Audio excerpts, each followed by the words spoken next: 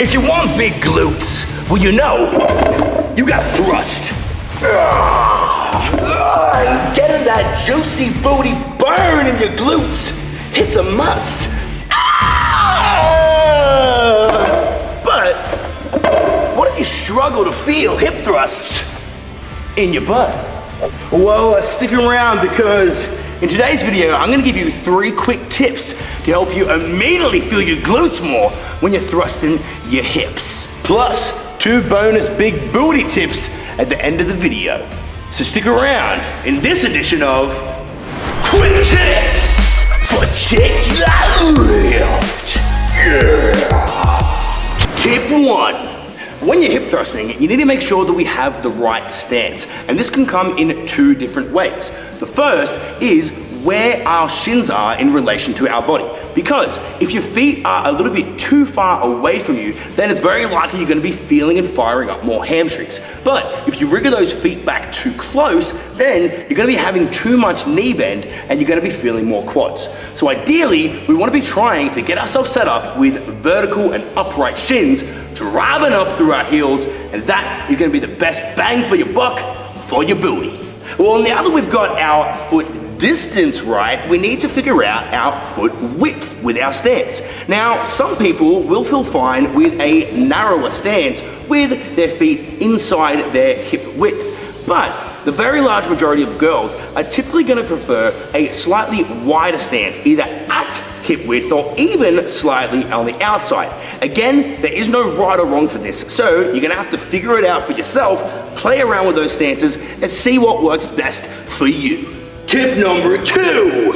When we're hip thrusting, we want to be activating the external rotation forces at our hip so we can get a maximal contraction for the glutes at the top. Now, to break this down into simple terms, what that means is instead of keeping your toes dead straight, it might feel a little bit better with your toes pointed slightly outwards when you're thrusting. Now, when you're doing this, rather than just pointing your toes out, I want you to think about driving your knees up and out as you're raising your hips to the top, and you'll get an even harder contraction and squeeze in your ass. Tip number 3.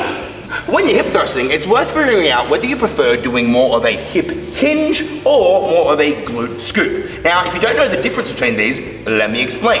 The hip hinge is where we're going to be keeping our body a little bit more straight and stiff like a board. With this, we're going to be hinging up and off the box with our body perfectly straight, squeezing at the top, our head coming up and down with us, and then lowering down to the ground.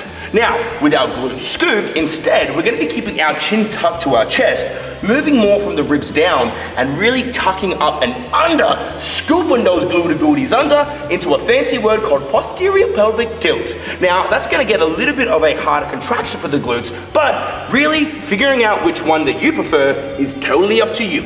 Or you can play around with trying to do a bit of a hybrid of both, where you start hinging up and then you just kind of get that little bit of a glute scoop at the top. Again, none of these are right or wrong, it's about figuring out what you prefer. But typically speaking, the glute scoop might feel better with some lighter loads for higher reps, but you might find yourself gravitating a little bit more towards the hip hinge when you're doing that heavier weight and setting those big goddamn PBs. Bonus tips! Whoa! Here's the thing about heavy hip thrusts. They're absolutely great to do, but you don't have to hip thrust heavy all the time.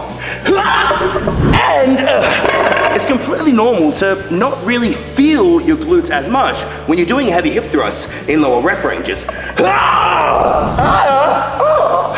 So don't be afraid to lighten the load and try different variations where you can work in higher rep ranges and really squeeze hard on that lockout. Or ditch the barbell altogether and try doing some bodyweight variations, where you can really challenge that booty and keep that goddamn control. Nice. And speaking of variations, here's 3 hip thrust variations you can try that are gonna help you get that serious burn in your booty and help you build that lockout strength. The first is gonna be our paused hip thrusts, where we lighten the load a little bit and pause at the top for an isometric hold for 3 to 5 seconds on every single rep. The second is gonna be our 1 1/4 hip thrust, where we thrust all the way up, come back down just a quarter, back up for another squeeze, and then all the way down. And lastly, we can do our end range reps. With this, we're gonna thrust up once, but then only go down about halfway at a nice controlled pace and really focusing on squeezing the goddamn ass at the top of the rep through the entire set.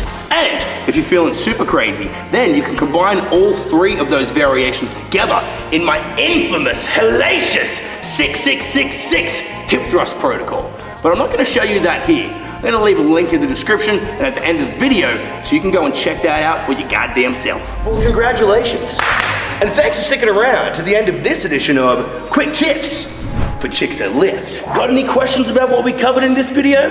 Well, leave a comment and let me know. And help me create my next piece of content by letting me know in the comments which quick tip you want to learn next. And make sure you like this video, motherfucking subscribe, and turn on that notification bell while you're there. And stick around and watch a couple more of my recommended videos for you to see next. And until next time, you stay absolutely beautiful. Now go get the